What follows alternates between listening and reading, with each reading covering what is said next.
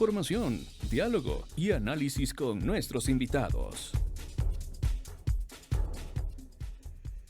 Son las 17 horas con 36 minutos. Antes de darle la bienvenida a nuestro invitado Fernando Jurado, quiero dar lectura a una nota publicada por el portal Primera Plana. Este 2025 Ecuador experimentará un crecimiento de la economía del 1.2% de acuerdo con la proyección del Círculo de Economía de Guayaquil. Así lo explicó en una entrevista Larry Yumibanda, quien preside dicha agrupación. El cálculo, precisó Yumibanda, incluye distintos factores adversos como la pérdida y daños de las inundaciones por lluvia. También explicó que en el primer trimestre se movió el consumo por la campaña electoral. Bajo crecimiento en los últimos 10 años. Desde 2015 el crecimiento de la economía ecuatoriana ha sido bajo, por lo que podría ocasionar que la situación se mantenga para los próximos 10 años, explicó el especialista. Este panorama está atravesado por la pandemia de COVID-19, los cortes de luz, los aranceles dispuestos por el gobierno estadounidense, la inestabilidad del precio del petróleo, la salida de los campos del ITT y la eventual creación de una asamblea constituyente. Estamos hablando de un fenómeno de 20 años de bajo crecimiento y hacia allá corre posiblemente la economía ecuatoriana, añadió el experto. A esta hora nosotros le damos la bienvenida a Fernando Jurado, con quien hemos planteado precisamente tener un diálogo al respecto. Economista, buenas tardes. Hola Daniel, qué gusto saludar a todos los radioescuchas, a las vecinas y vecinos de la nueva municipal. Un gusto siempre compartir con ustedes. Mi querido Fernando, arranquemos con los distintos shocks que puede enfrentar la economía ecuatoriana en este 2025. Ya tuvimos el primero, ¿no? Las elecciones, es decir, la inestabilidad de saber quién va a conducir los destinos por los 4 próximos años y una vez superado, una vez que se han proclamado resultados, esto podría haber pasado. No obstante, todavía seguimos atravesando una fuerte temporada invernal que podría considerarse un segundo shock para la economía ecuatoriana. Y esto nos enfrenta a los cálculos primero del Banco Central del Ecuador y segundo del Fondo Monetario Internacional, que hablan de un crecimiento de la economía ecuatoriana todavía bajo los índices de la región. ¿Qué podemos comentar al respecto? Bueno, Daniel, hay que darle una perspectiva global a la situación económica del país. El país está enfrentando verdaderos desafíos en lo económico y cuando hablamos de lo económico, como economistas podemos referir que es un problema de crecimiento, que es un problema de que la economía no tiene la capacidad de generar, por ejemplo, las suficientes fuentes de empleo para poder emplear a la población en el Ecuador. Y por eso hoy por hoy tenemos ese mapa de desempleo, subempleo y empleo no pleno en el Ecuador que dificulta, más allá de las estadísticas, a las familias, a los hogares ecuatorianos. Un primer factor, un problema de crecimiento económico. Y obviamente ese crecimiento económico que no puede generar empleo es el resultado de que las empresas, los hogares, no tienen la capacidad de producir. Pero producir ¿para qué mercado? Un mercado que está contraído por el recorte de ingresos, por esa misma falta de empleo que no permite que exista consumo. Entonces tenemos un problema económico. Punto y coma, separemos. Tenemos un problema financiero. El Ecuador, hoy por hoy, desde la perspectiva fiscal, atraviesa una crisis financiera, una crisis de capacidad de generar ingresos suficientes para poder sostener el gasto público, que alrededor, vamos a poner cifras generales, pero también cifras cercanas a la gente. El presupuesto general del Estado está estimado en 30 mil millones de dólares. ¿Qué es lo que quiere decir? Vamos a suponer que nosotros tenemos $30 en el bolsillo de la familia ecuatoriana. $10 de esos 30 dólares, 10 nos tienen que prestar. El Ecuador necesita un financiamiento de aproximadamente 11 mil millones cada año. Por lo tanto, necesitamos como economía que nos financien un 1/3 de nuestro gasto público tiene que venir de endeudamiento, sea de deuda interna o de deuda externa con organismos multilaterales, o lo que los analistas económicos internacionales y nacionales hablan de acceder al mercado internacional, y donde se hace una valoración también del entorno y de la perspectiva que tiene el mercado internacional a través de este indicador que es del riesgo país. Que hemos visto cómo ha cambiado, este indicador que se ha mantenido a lo largo de estos últimos meses entre el rango de 1.000 y 2.000 puntos de riesgo país. ¿Y eso qué quiere decir? Es la perspectiva que tienen los mercados internacionales, los que nos pueden brindar ese crédito que nos hace falta para financiar la operación del sector público, tienen una perspectiva de muy alto riesgo para el caso ecuatoriano. Entonces, como Ecuador, el día de hoy estamos enfrentando dos escenarios. Un escenario de contracción económica con un resultado de contracción del -2%. Es como que en nuestro bolsillo, familias, vecinas y vecinos de Quito, no ganemos $100, sino hayamos ganado solo $98. Hemos perdido $2 o 2% de la riqueza nacional se ha contraído durante el año 2024 por muchos factores. Mucho sí tiene que ver el ciclo político, que ha predominado el ambiente, que genera mucha incertidumbre en el país. Otro, el factor de los apagones, otro, la crisis de inseguridad, y otro, esta tendencia de que la economía nacional se siente como estancada, se siente como retraída, contraída, sin capacidad de generar dinamismo. Entonces, solo puntualizo para que los vecinas y vecinos se queden con esta idea. Tenemos una crisis económica, una crisis financiera de acceso a mercados. Fernando, en ese sentido, has puesto un primer elemento que es importantísimo. Por ejemplo, el Estado necesita financiar 1/3 de su presupuesto para seguir funcionando. Y ahí hay quienes dicen, bueno, vamos a salir a buscar recursos, nuevamente endeudarnos con el Fondo Monetario Internacional, con los distintos multilaterales o incluso en los mercados de bonos, o vamos a generar recursos a través de una nueva reforma tributaria. ¿Qué es lo que tú avisoras en un futuro cercano? ¿Ves, por ejemplo, al gobierno de Daniel Noboa enviando un proyecto de reforma tributaria a la Asamblea para, por ejemplo, reducir exenciones del impuesto a la renta, incrementar tasas de algunos impuestos como, por ejemplo, el ICE o el mismo IVA que ya está incrementado, que fue incrementado hace un año? Efectivamente, no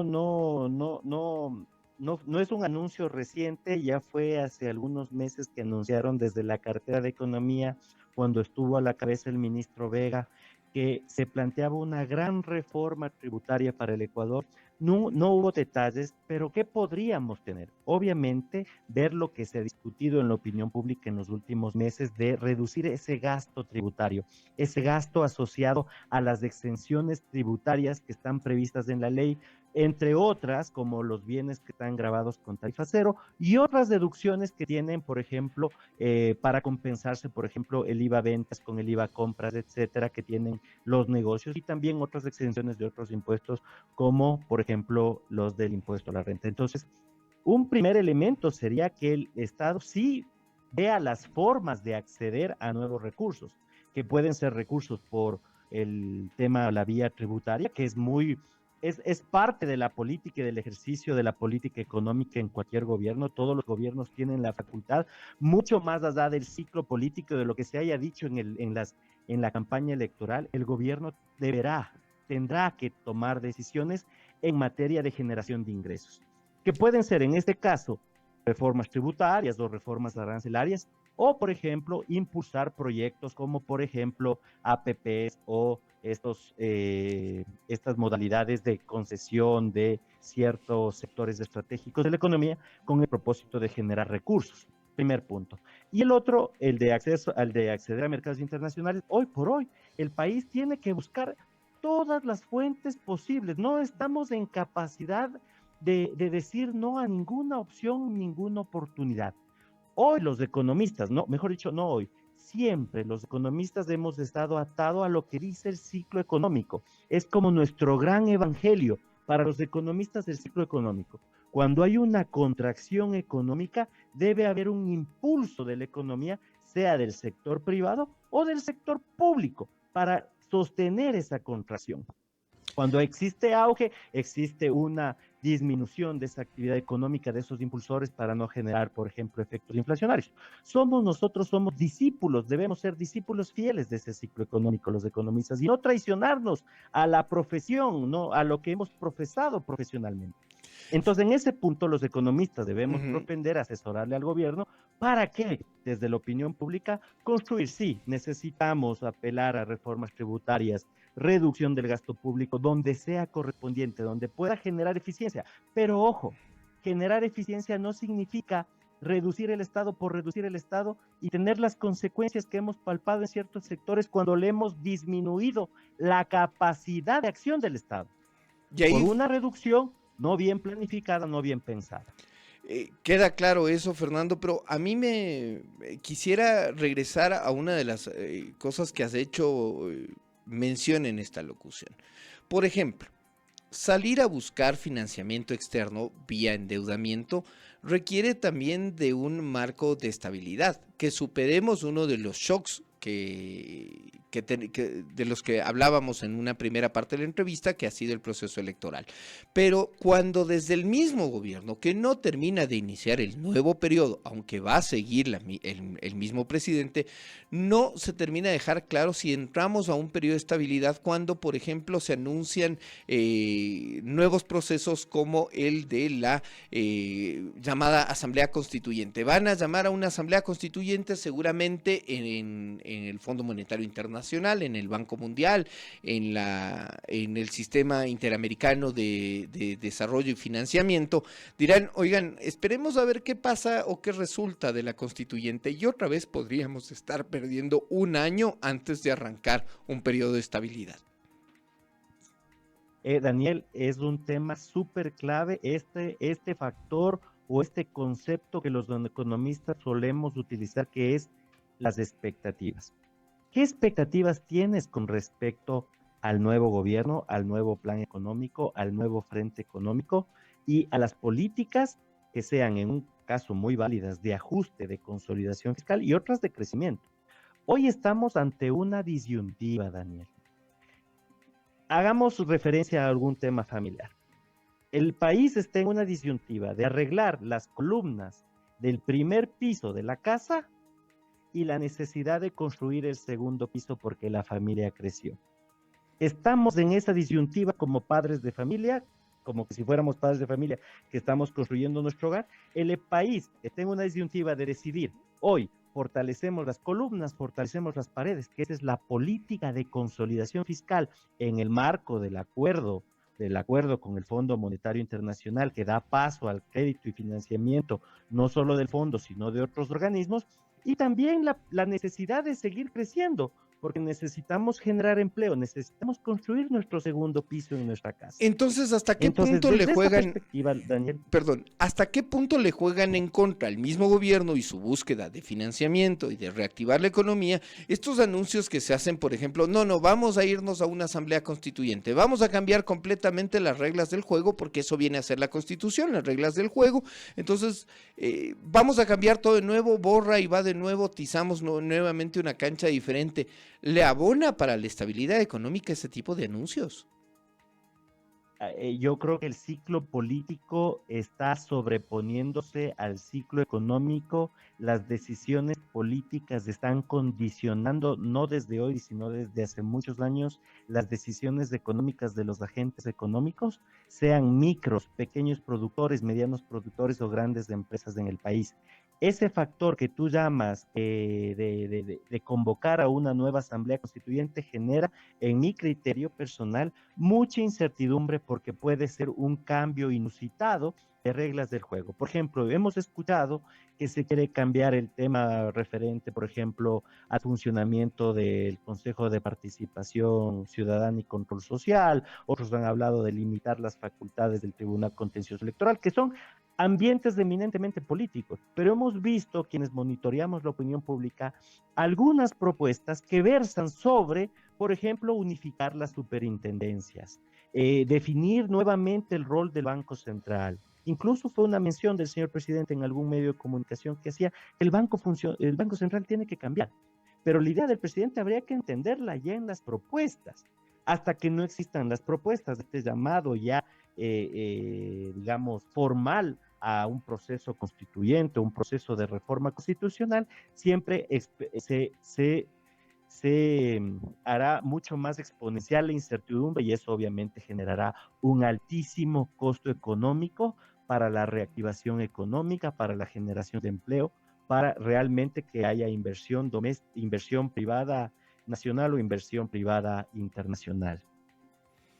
Ahora, Fernando, si tratamos de aterrizar para empezar a finalizar este diálogo, si intentamos aterrizar esto a la realidad de las familias, de los vecinos y vecinas, seguir haciendo llamados vamos a cambiar esto, vamos a modificar aquello, vamos a cambiar las instituciones, no le abona a la estabilidad y a que la gente pueda, por ejemplo, dedicarse a trabajar, que es lo que quizás persiguen muchos en los hogares a esta hora.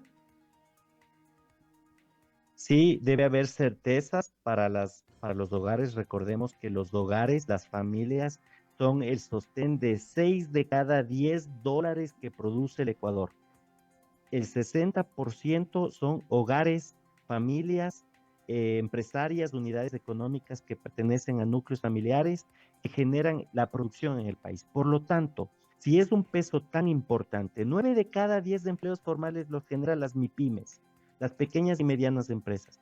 Entonces, en esa perspectiva sí debemos generar certidumbre, es un llamado a la clase política, no solo al gobierno de turno, sino a la clase política que antepongan intereses nacionales antes que intereses partidistas o ideológicos para definir claramente una hoja de ruta en lo económico, que es lo que necesita el país. Y el país no solo necesita certezas económicas, sino también debatir esos temas espinosos que muchas veces tienen un alto costo político y que son políticamente incorrectos tratarlas. ¿Por qué? Porque pueden ser poco populares. Y en tiempos de campaña, los políticos no quieren abordar con profundidad los temas que necesita discutir el país. ¿Cuáles son? El papel del IES. El papel, ¿qué podemos hacer con realmente el mercado de trabajo? ¿Requerimos acaso reformas laborales? ¿Requerimos fortalecer el IES? ¿Cómo? ¿Para qué? ¿Para quién? ¿Hasta cuándo tenemos? ¿Cuál es el tanque de oxígeno que existe en las finanzas de la seguridad social para garantizar no solo las pensiones de los actuales jubilados, sino de la cantidad de nuevos jubilados que habrá en los siguientes años?